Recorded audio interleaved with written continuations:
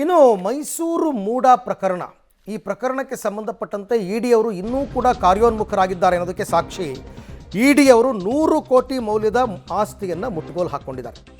100 ಕೋಟಿ ಹೌಸಿಂಗ್ ಕಾರ್ಪೊರೇಷನ್ಗೆ ಸೇರಿದ ಆಸ್ತಿಯನ್ನು ಮುಟ್ಟುಗೋಲು ಹಾಕ್ಕೊಂಡಿದ್ದಾರೆ. ಸುಮಾರು 92 ಆಸ್ತಿ, ಅಂದರೆ 92 ಸೈಟ್. ಈ 92 ಸೈಟಿನ ಬೆಲೆ 100 ಕೋಟಿ. ಅಲ್ಲಿಗೆ ಒಂದು ಸೈಟ್ಗೆ 1 ಕೋಟಿಗಿಂತ ಜಾಸ್ತಿ ಇದೆ ರೇಟ್. ಅಷ್ಟು ಆಸ್ತಿಯನ್ನು ಮುಟ್ಟುಗೋಲು ಹಾಕ್ಕೊಂಡಿದೆ ಇಡಿ. ಆಮೇಲೆ ಇದು ಫಸ್ಟ್ ಟೈಮ್ ಏನಲ್ಲ, ಈ ಹಿಂದೆ ಕೂಡ ಇಡಿ ಅವರು ಮೂಡ ಸೈಟ್ಗಳನ್ನು ಮುಟ್ಟುಗೋಲು ಹಾಕ್ಕೊಂಡಿತ್ತು. ಯಾಕೆಂದರೆ ಅದನ್ನು ಮಾರಾಟ ಮಾಡೋದರಲ್ಲಿ ಗೋಲ್ಮಾಲ್ ಆಗಿದೆ ಅಂತಂದ್ಬಿಟ್ಟು, ಅಕ್ರಮ ಹಣ ವರ್ಗಾವಣೆ, ಅಕ್ರಮ ಹಣ ವಹಿವಾಟು ನಡೆದಿದೆ ಅಂತಂದ್ಬಿಟ್ಟು ಸೈಟ್ ಹಂಚಿಕೆಯಲ್ಲಿ ದೊಡ್ಡ ಪ್ರಮಾಣದ ಹಗರಣದಲ್ಲಿ ಇಡಿ ತನಿಖೆಯಲ್ಲಿ ಬಹಿರಂಗವಾಗಿದೆ. ಹಾಗಾಗಿ ಮೂಡ ಹಗರಣಕ್ಕೆ ಸಂಬಂಧಪಟ್ಟಂತೆ ಈಗ ಇಡಿ ಅವರು 100 ಕೋಟಿ ಮೌಲ್ಯದ ಆಸ್ತಿಯನ್ನು ಮುಟ್ಟುಗೋಲು ಹಾಕ್ಕೊಂಡಿದ್ದಾರೆ. ಎಗೇನ್ ಇಲ್ಲೂ ಕೂಡ ಏನೋ ಗೋಲ್ಮಾಲ್ ಆಗಿದೆ.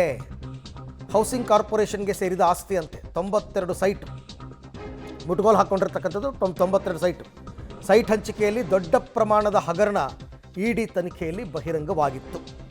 ಹಾಗಾಗಿ ಮುಟ್ಟುಗೋಲು ಹಾಕ್ಕೊಂಡಿದ್ದಾರೆ. ಆ್ಯಂಡ್ ಅದಕ್ಕೆ ಅವ್ರು ರೀಸನ್ ಕೂಡ ಕೊಡ್ತಾರೆ. ಯಾಕೆಂದರೆ ಮುಟ್ಟುಗೋಲು ಹಾಕೊಂಡ್ಮೇಲೆ ಅವರು ಓನರ್ಸು ಕೋರ್ಟ್ಗೆ ಹೋಗ್ತಾರೆ, ಕೋರ್ಟ್ ಉತ್ತರ ಕೊಡಬೇಕಲ್ಲ.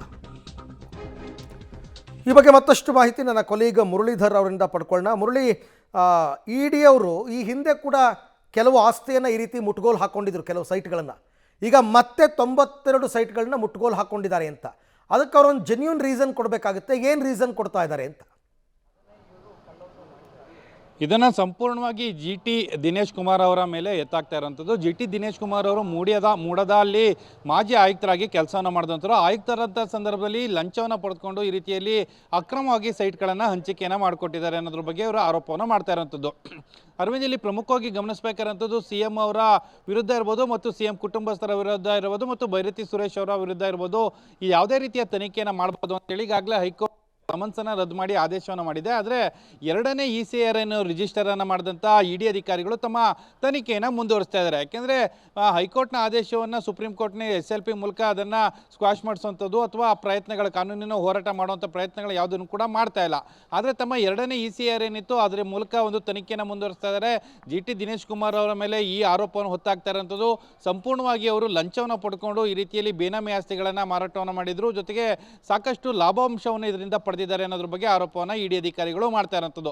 ಅಂದರೆ 100 ಕೋಟಿ ಮೌಲ್ಯದ 92 ಆಸ್ತಿ ಏನಿತ್ತು, ಆಸ್ತಿಯನ್ನು ಕೂಡ ತಮ್ಮ ವಶಕ್ಕೆ ಪಡ್ಕೊಂಡಿದ್ದಾರೆ. ಜೊತೆಗೆ ಈ ರೀತಿಯಲ್ಲಿ ಹಣದ ಟ್ರಾನ್ಸಾಕ್ಷನ್ ಏನಾಗಿದೆ, ಆ ಟ್ರಾನ್ಸಾಕ್ಷನ್ಗೆ ಸಂಬಂಧಪಟ್ಟಂತ ಬ್ಯಾಂಕ್ ಟ್ರಾನ್ಸ್ಫರ್ಗಳಿರ್ಬೋದು, ಜೊತೆಗೆ ಬೇರೆ ಬೇರೆ ಪಡ್ಕೊಂಡಿರುವಂಥದ್ದು, ಎಲ್ಲದಕ್ಕೂ ಕೂಡ ಪೂರಕವಾದ ದಾಖಲಾತಿಗಳಿದ್ದಾವೆ ಅಂತೇಳಿ ಇಡಿ ಕ್ಲೈಮ್ ಅನ್ನ ಮಾಡ್ತಾ ಇರೋಂಥದ್ದು. Arvind, right, thank you Murali, ತಮ್ಮೆಲ್ಲ ಮಾಹಿತಿಗೆ ಧನ್ಯವಾದ.